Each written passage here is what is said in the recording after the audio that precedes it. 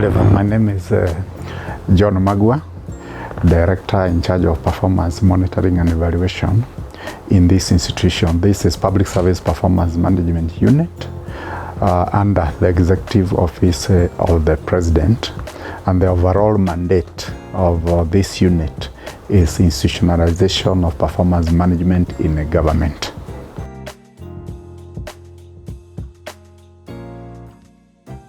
I would want to define it within the operational meaning, because different contexts have different meanings. If you go to the academics, you'll have different meanings, but the way we define it simply is a systematic process by which institutions are able to improve their efficiency and effectiveness in performance, either through groups or institutions or employees themselves.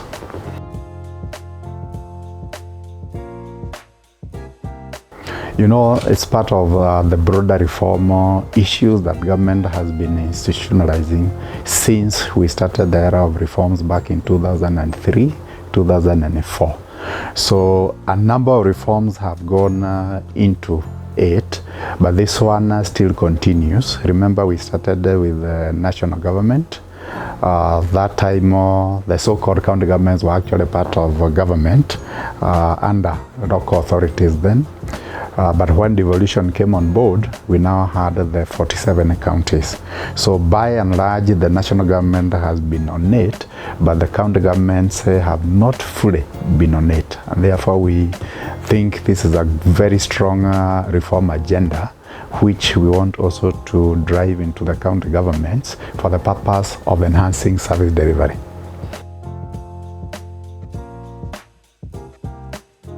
Majorly within the context of the county governments is we are driving the agenda of number one, capacity building, and we are also coming up with the standards and the norms within which county governments then are going to operate within a perspective of what we call performance contracting guidelines, because that becomes now the yardstick to put all of them into common standards and norms.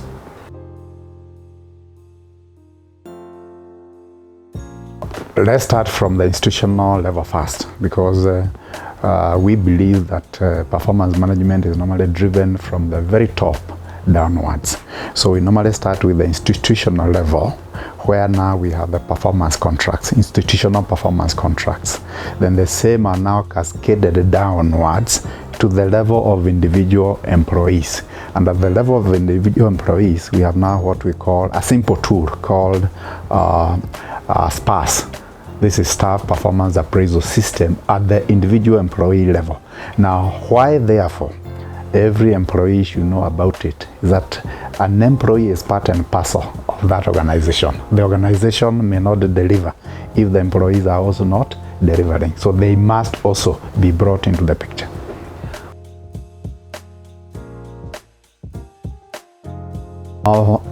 In the national government, by and large, we have institutionalized performance contracting in all the ministries, all the state corporations, and all the tertiary institutions. So we are on course in national government.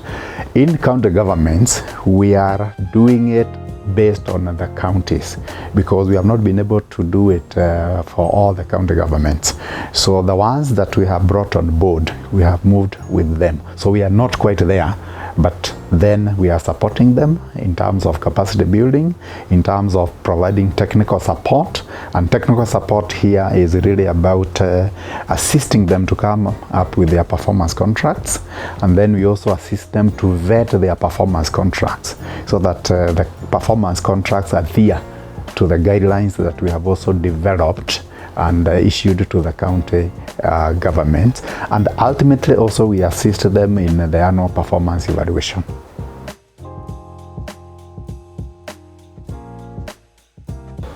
Okay, the history of it is that even ourselves as a country, when we were starting performance management, even before government adopted performance contracting as the flagship tool of performance management, there were benchmarking tours that were done at very, very high level. by the then, a team was led by the then head of public service. And this team was able to go to countries that we believed then had successfully institutionalized performance management, the likes of China, the likes of South Korea, the likes of the US, the likes of Ghana, closer home in Africa. And that was a benchmarking tour to go out and find out how are those countries doing, and then come back and then say, based on those study tours, which is the best fit now for our country. And that is how performance contracting started, because those different countries have different tools. If, for example, you go to India, they don't call it performance contracting.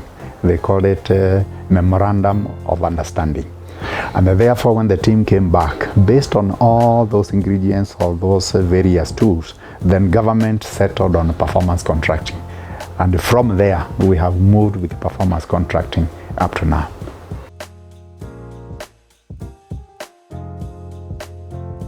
The number one challenge that I may point out is the continuity of performance contracting, because there must be deliberate measures to ensure that there is continuity in the system.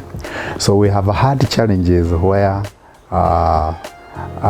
one administration comes on board, and then depending on how that administration picks up the matter, you find that either it advances the issue, or perhaps there is some slowness in implementation. So that has been one of the challenge.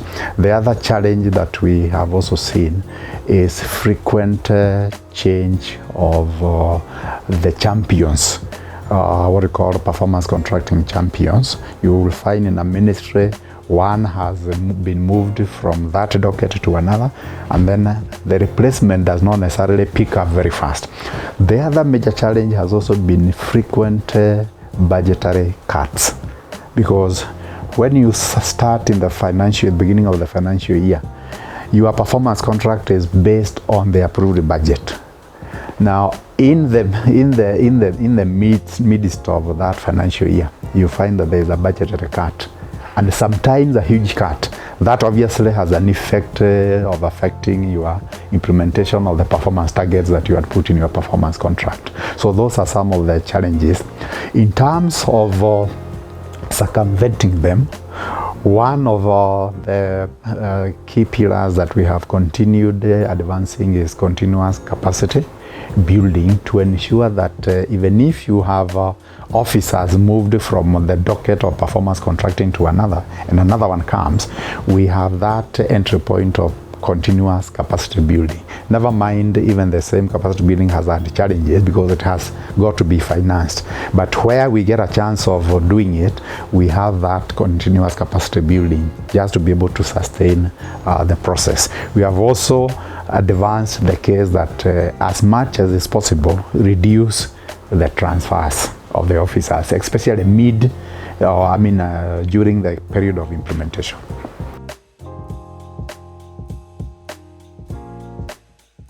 I wouldn't say that that is, it's just a perception, if you ask me. And perceptions have their own, places of sitting. Where we came from when we government introduced performance contracting, if you compare that time and this time, is a complete change of events, because I would want to imagine that how government operations were being conducted then and today, there is a huge departure, to the extent that we pride ourselves in saying we see a level of satisfaction of government services at the moment compared to then.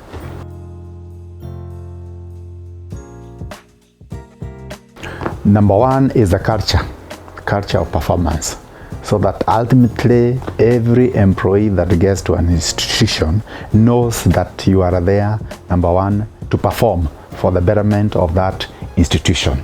And then ultimately, once all this comes to the fore for all the institutions, then we want to see improved service delivery. And once there is improved service delivery, the impact there out there to the citizens is that they also start now seeing and associating the government with the better service delivery.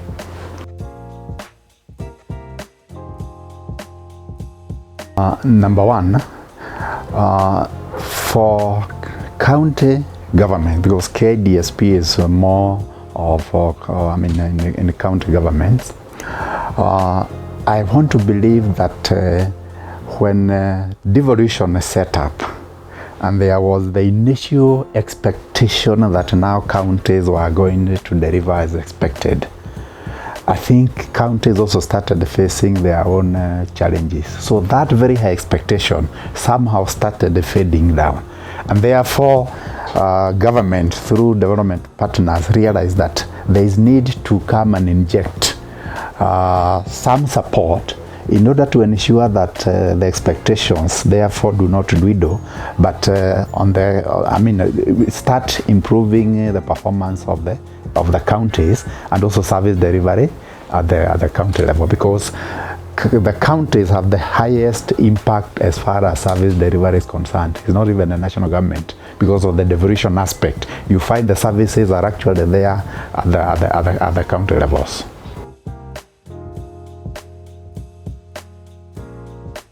So in the government, we have a framework for performance rewards and sanctions, what we call framework for performance rewards and sanctions in the public service. This is a framework that was developed back in 2016, around there, by the Public Service Commission.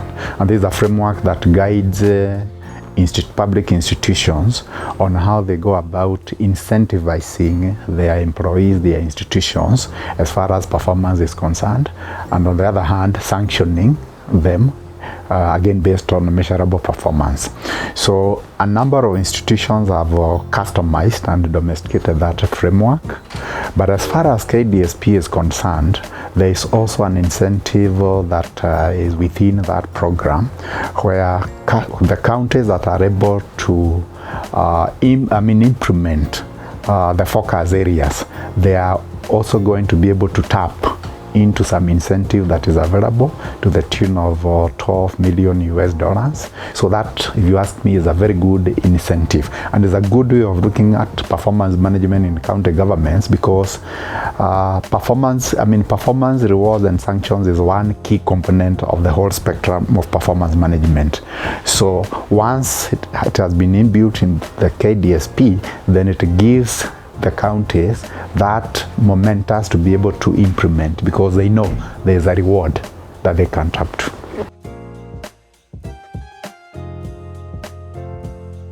Number one, and this to me is the most important one, is top leadership commitment, be it at the political level or be it at the bureaucratic level.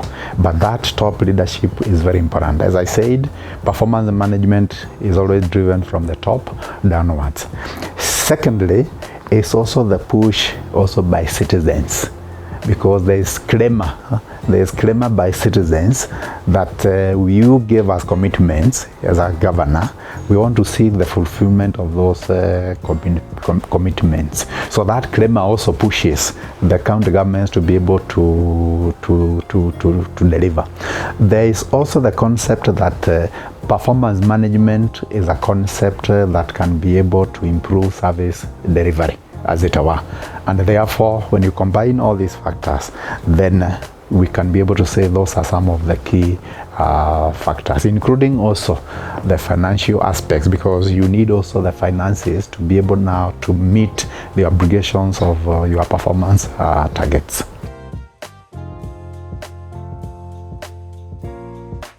Perhaps I would want to start with one that I have supported directly. And when I say I have supported, it's not individual but the unit here.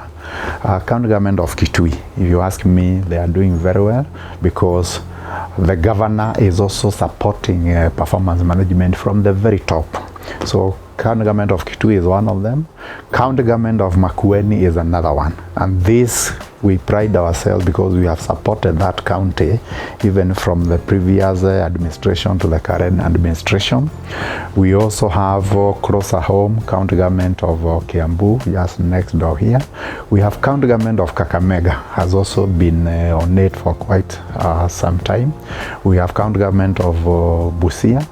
We have also Bungoma, and we also have our city here, county government of Nairobi here. So those are some of the ones that are doing well. Kilifi, county government of Kilifi, Taita, Taveta also, and also Tana River. So I could pick those as some of the ones that are doing quite well.